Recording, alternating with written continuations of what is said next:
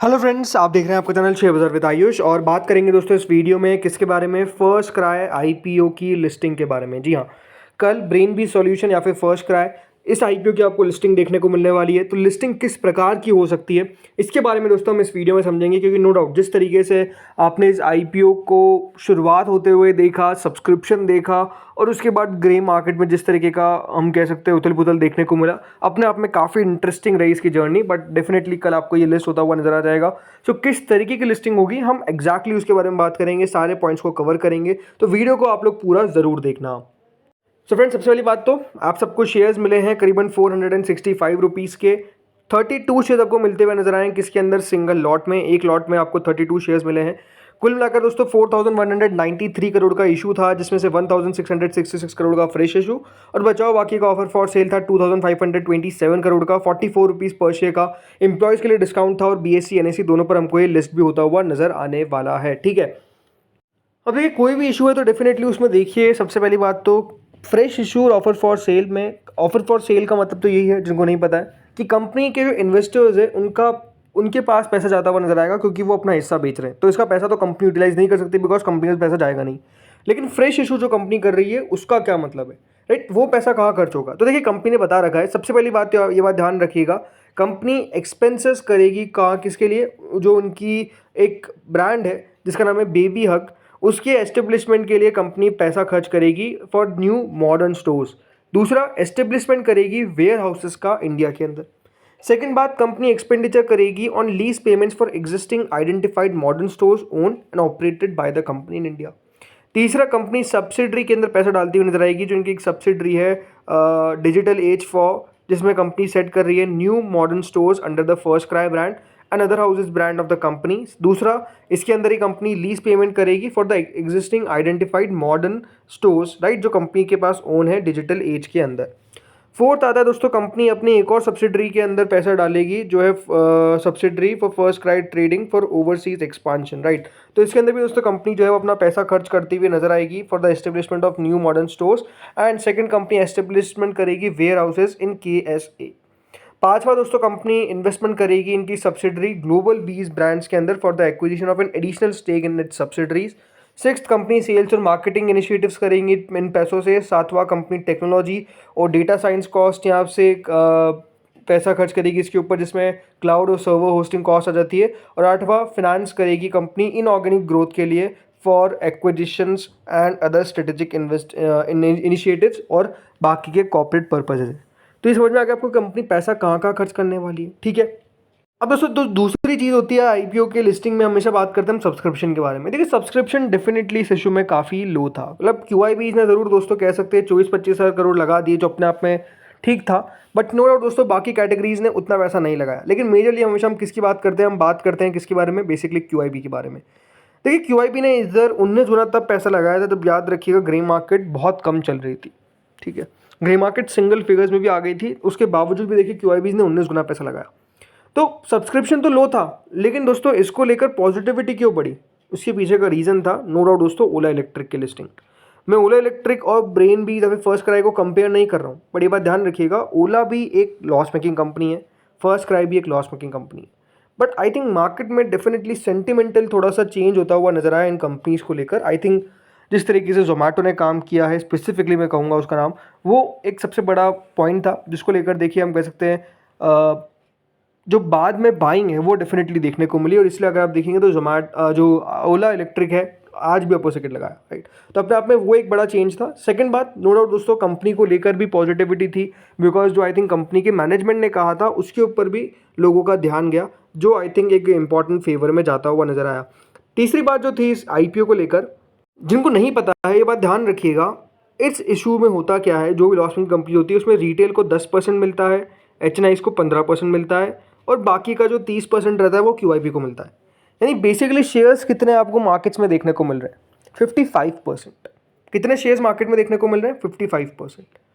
बाकी का जो 45% है वो किसके पास जाता है, वो जाता है दोस्तों एंकर इन्वेस्टर्स के पास। अब ये बात ध्यान रखिएगा, एंकर इन्वेस्टर्स के पास जो पैसा जाता है वो ऐसा नहीं होता है, मतलब जो पैसा वो लगाते हैं इस कंपनी के अंदर, ऐसा नहीं होता है कि एंकर इन्वेस्टर को शेयर्स अलॉट हुए और एंकर इन्वेस्टर्स चाहे तो जिस दिन लिस्टिंग होगी उसी दिन बेच देंगे, नहीं। एंकर इन्वेस्टर्स के लिए दोस्तों लॉक इन रहता है। इसका मतलब क्या है कि एंकर इन्वेस्टर्स बेसिकली हिस्सा नहीं बेच सकते हैं जब तक उनका लॉक इन खत्म नहीं होता है। पहला 50% लॉक इन 30 दिन बाद खत्म होता है और बाकी का 50% 90 डेज खत्म होने के बाद। तो हमेशा ये बात ध्यान रखिएगा, जो भी फ्री फ्लोट रहता है इन आईपीओस का वो डेफिनेटली कम रहता है। फ्री फ्लोट का मतलब क्या है कि जो शेयर्स मार्केट में ट्रेडेबल है वो बेसिकली कम रहते हैं। क्यों? बिकॉज 55% तो ऑलरेडी दोस्तों एंकर इन्वेस्टर्स के पास, सॉरी 45% तो ऑलरेडी एंकर इन्वेस्टर के पास है। बचा हुआ जो 55% है इसमें भी 30% क्यूआईबीज के पास रहता है, और क्यूआईबीज इतनी आसानी से शेयर्स को नहीं बेचते हैं, वो भी थोड़ा सा होल्ड करते हैं। तो इसलिए दोस्तों जो ज़्यादातर आपको ट्रेड होता हुआ नजर आता है, बाकी का जो बचा हुआ हिस्सा है उससे स्टॉक में ज़्यादा आपको हलचल देखने को नहीं मिलती है, बल्कि बाइंग जब जब कम शेयर्स ट्रेड होते हैं तो डेफिनेटली स्टॉक की जब डेफिनेटली फ्री फ्लोट में कमी है तो तेज़ी भी हमको देखने को मिल जाती है। ये बहुत बार देखा गया है, राइट। जैसे कि ओला इलेक्ट्रिक में भी सिचुएशन सेम है कि फ्री फ्लोट बहुत कम था। याद होगा एक आईपीओ आया था आई रेडा का, वहाँ पर भी एग्जैक्टली बात थी, फ्री फ्लोट काफ़ी कम था, तो वो भी देखिए एकदम से हमको बढ़ता हुआ नजर आया। तो ये एक सबसे बड़ा रीज़न है कि डेफिनेटली दोस्तों ऐसे आईपीओस बढ़िया कर जाते हैं, ठीक है। और इसके अलावा इनकी एंकर बुक भी जो निकल कर आई थी वो भी काफ़ी सॉलिड थी, मतलब काफ़ी अच्छे अच्छे नाम देखने को मिले, जो भी अपने आप में देखिए एक बूस्ट करता है इन्वेस्टर्स को। तो ये बात तो हमने सारी कर ली। अब कंपनी के फाइनेंशियल देखिए कोई देखने लायक तो है नहीं, कंपनी लॉस मेकिंग है, ये सब आपको पता ही है, तो इसलिए मैं फाइनेंशियल्स के बारे में बात नहीं कर रहा हूँ। अब सीधे बात करते हैं कि कहाँ पर लिस्टिंग की एक्सपेक्टेशंस है। सो जो करंट ग्रे मार्केट चल रही है दोस्तों वो कितनी चल रही है? 85 रुपीज़, 85 रुपीज़, जी हाँ। ग्रे मार्केट करीबन 18% के आसपास हो चुकी है, और अपने आप में आप समझ सकते हैं, अगर आपने ग्रे मार्केट को कुछ दिनों बाद देखा है तो आप खुद सोच में पड़ेंगे कि ग्रे मार्केट इतनी तेज़ी बहुत ज़्यादा देखिए अनएक्सपेक्टेड था। मैं क्यों कह रहा हूँ ऐसा? तो ये बात ध्यान रखिएगा, जिस दिन आईपीओ क्लोज हुआ था उस दिन 20 रुपये आपको दिख रही है, कितना 4%, बल्कि ये एक समय पे 2% भी आ गई थी। ग्रे मार्केट में इतनी तेज़ी से गिरावट देखने को मिल रही थी कि डेफिनेटली इसके कारण पैसा हमको आता हुआ नज़र नहीं आ पाया। और ये पैसा ऐसा नहीं कि देखिए सिर्फ रिटेल ने नहीं लगाया, क्यूआईबीज भी डेफिनेटली मुझे लगता है कि थोड़ा बहुत डर गए थे इसलिए पैसा नहीं लगाया गया। बट स्टिल उसके बाद जिस तरीके से ग्रे मार्केट ने तेज़ी दिखाई वो भी अपने आप में देखिए बहुत अनएक्सपेक्टेड था। ग्रे मार्केट चलती गई और आज 85 रुपीज़ हो चुकी है, यानी 18% का लिस्टिंग होने का एक्सपेक्टेशंस अभी ग्रे मार्केट बता रहा है। कितना याद रखिएगा प्राइस बैंड है? 465 का 32 शेयर्स है। सो अब मेरी एक्सपेक्टेशंस क्या आपको मैं बताता हूँ। सो देखिए 465 का प्राइस बैंड है, 32 शेयर्स है, ग्रे मार्केट चल रही है 85 रुपीज़। बट मेरा व्यू कहता है कि 530 से 570 के बीच में ये कहीं आपको लिस्ट होता हुआ नजर आएगा। अब उसके पीछे का रीज़न है, देखिए जिस तरीके से ग्रे मार्केट चली है ये अपने आप में एक अच्छा साइन है, ओला की लिस्टिंग हुई ये एक अच्छा साइन है, और कंपनी को लेकर हम ये साफ कह सकते हैं कि डेफिनेटली जो कंपनी का फ्यूचर व्यू है वो पॉजिटिव दिखता है। मतलब कंपनी कहती है कि हम यहाँ पर इन्वेस्ट करेंगे ज़रूर। देखिए मैनेजमेंट की तरफ से एक जो इंपॉर्टेंट चीज़ मेरे हिसाब से हम जाननी बहुत इंटरेस्टिंग रहेगी कि कंपनी प्रॉफिटेबिलिटी की तरफ कब बढ़ेगी। बिकॉज जिनको नहीं पता है, देखिए जो स्टार्टअप्स होते हैं ना वो काम किस तरीके से करते हैं। सबसे पहले स्टार्टअप्स को दोस्तों पैसा वहाँ पर खर्च करना है, मतलब खर्च करते हैं मेजरली जो है मार्केट को कैप्चर करने की कोशिश करते हैं। मार्केट जितना दोस्तों उनके पास रहता है उसके बाद सोच ये होती है कि डेफिनेटली जो कैश फ्लो है वो बेसिकली फिर इनसे जनरेट होता हुआ नजर आएगा। ये याद रखिएगा, जो स्ट्रैटेजी है ये यूएस में चलती है कि पहले जिस तरीके से आप मार्केट शेयर कैप्चर कर लीजिए उसके बाद जाकर डेफिनेटली आप पैसा बनाते हुए नजर आएंगे। और ये जो बड़ी बड़ी कंपनीज लाइक अमेजॉन, एप्पल, इन सब ने बेसिकली यही काम किया था, सबसे पहले मार्केट को कैप्चर किया उसके बाद जाकर पैसा बना। तो हमारे बाहर की कंपनीज भी बेसिकली यही करती है, राइट। तो इसीलिए जो स्टार्टअप्स है वो मेजरली आपको देखने को मिलेगा शुरुआत में लॉस मेकिंग रहते हैं, बट जब एक बार पैर जम जाते हैं तो डेफिनेटली पॉजिटिविटी और प्रॉफिट दोनों दोस्तों बढ़ता हुआ नजर आता है, जो डेफिनेटली हमने देखा है हाल फिलहाल में। जो सक्सेसफुल कंपनीज है लाइक अगर आप अभी देखेंगे जोमेटो है, नायका काफ़ी बढ़िया करता हुआ नजर आ रहा है। आई थिंक ये सारी चीज़ें हैं जो बाजार देखता है। अगर अभी आप हाल में देखेंगे तो मामाअर्थ प्रॉफिटेबल भी है। सो आई थिंक ये सारी चीज़ें हैं जो नोटिस करने वाली, जो इंपॉर्टेंट है वही मेरे सबसे कंपनी ब्रेनबीज भी करने की कोशिश कर रही है। इसलिए मुझे लगता है कि 2080 से 3360 तक का प्रॉफिट होने की एक्सपेक्टेशन, यानी 530 से 570 के बीच में लिस्ट हो सकता है।